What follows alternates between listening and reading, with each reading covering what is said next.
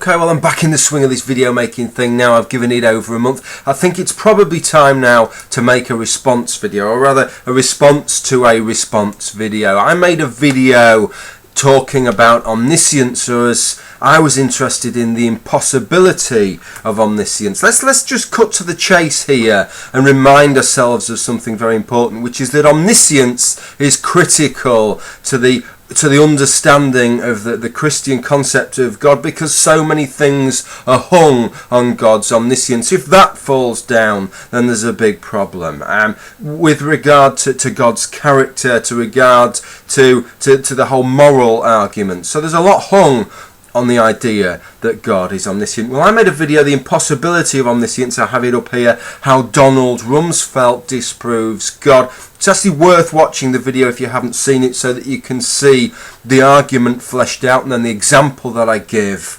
after that initial showing of the argument. And it is a philosophical argument. It's based on logical premises. Those are important things to remember, as you'll see later on in this response. The basic outline of what I said is that there is such a thing, there is a category of things unknowns, and I propose that that is inescapable. God could know that there are no known unknowns, but he can never entirely rule out unknowns. And I received quite a great number of comments on the thread. I also received this video response from two people who call themselves the Stinking Atheist. I think that's a play on words of the Thinking Atheist, I believe. These two people, Zach and Mel, I won't tell you which one's which, you can probably work it out for yourself, made a response. I want to play you some of the footage, show you first a little problem I have with something they say, and then we'll get to the main body, to the bolus, if you like, of their argument, and we'll have a look at that. So let me first hand you over to the Stinking Atheist. So to support his case, Noel Plum argues that if there can be universal unknowns, then there must be universal unknowns. Okay, well, I've got to stop it there already. It's such a small clip, but it's such a big error in understanding what I had to say. Melanie there is using the term universal unknowns, just to pass that on your behalf. What she means is things that aren't just unknowns to us, but are unknowns to God as well. And she's saying that I've said if there could be this whole series of unknowns for God, then there must be this whole series of unknowns for God. But I never said that. If we could actually be an external observer for God looking at this system, it could be that there are absolutely no unknowns at all apart from one.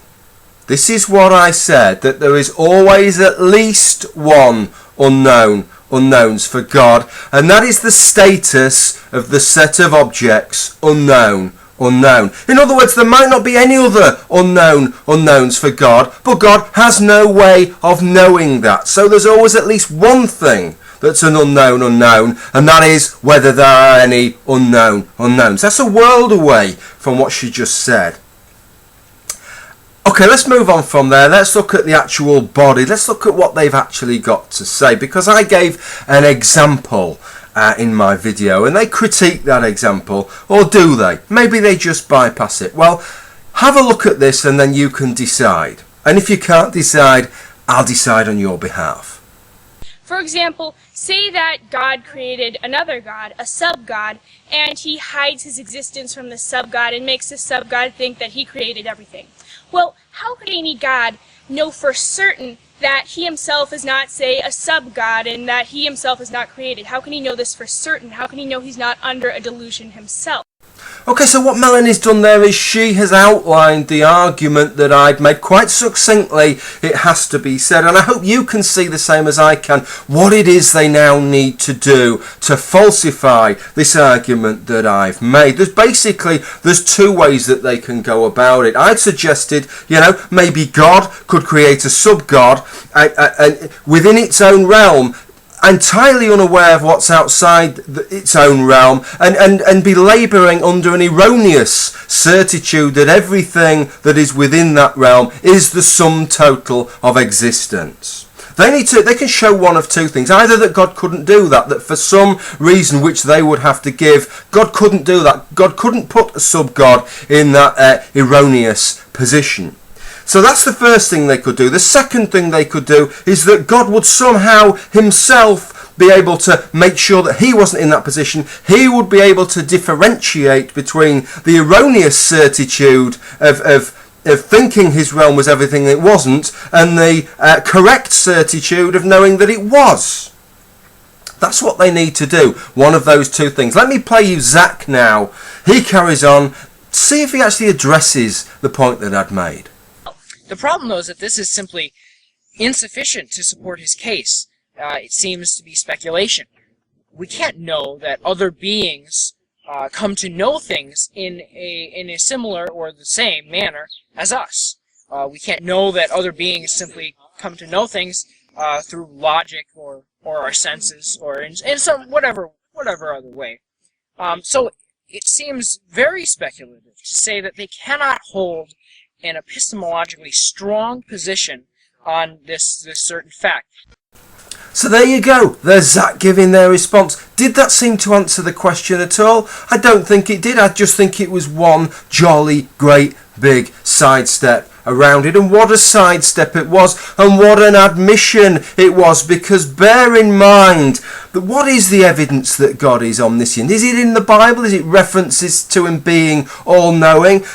Hell, I've talked about people in the pub who are good at the pub quiz and say that they know everything. That doesn't mean they're literally omniscient. No, it doesn't come from the Bible. It comes from philosophical arguments based on logic. And yet, when a philosophical argument based on logic is used to question God's omniscience, what is the response? The response is basically, well, this realm outside of our universe, we know nothing about it. The laws of logic that we're applying here, the philosophical arguments we're applying here, none of them count for shit. Hey, listen, Zach, Melanie, if this is the tack you want to take, if this is the tack you want to take Christianity down, I am more than happy. I will embrace that. If you want to see none of this works outside of our realm, that we can say nothing about it, I'm more than happy. You know, I'm going to be a happy bedfellow with you two on those grounds.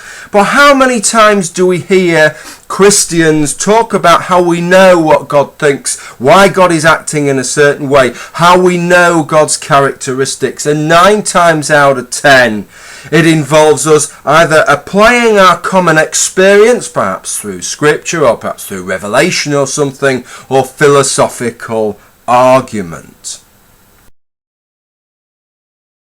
So I think this leaves Christianity in a little bit of a predicament, doesn't it? Because it desperately needs to have some foundation for omniscience, but I can't see where that is coming from anymore. It certainly can't come from Scripture, can it? Scripture that's full of more holes than a piece of Emmental cheese after it's been involved in a shootout. We've already discussed Scripture. We've talked about places in Scripture where there's vague references to things which could infer omniscience, but they're no different to the kind of vague references we make every day, and we certainly don't mean absolute omniscience when we use them on a day-to-day basis. We know that a lot of language in the Bible is metaphorical, so how can we assert that those passages not only need to be taken literally, but need to be taken literally to the nth degree to give us the kind of omniscience that we need?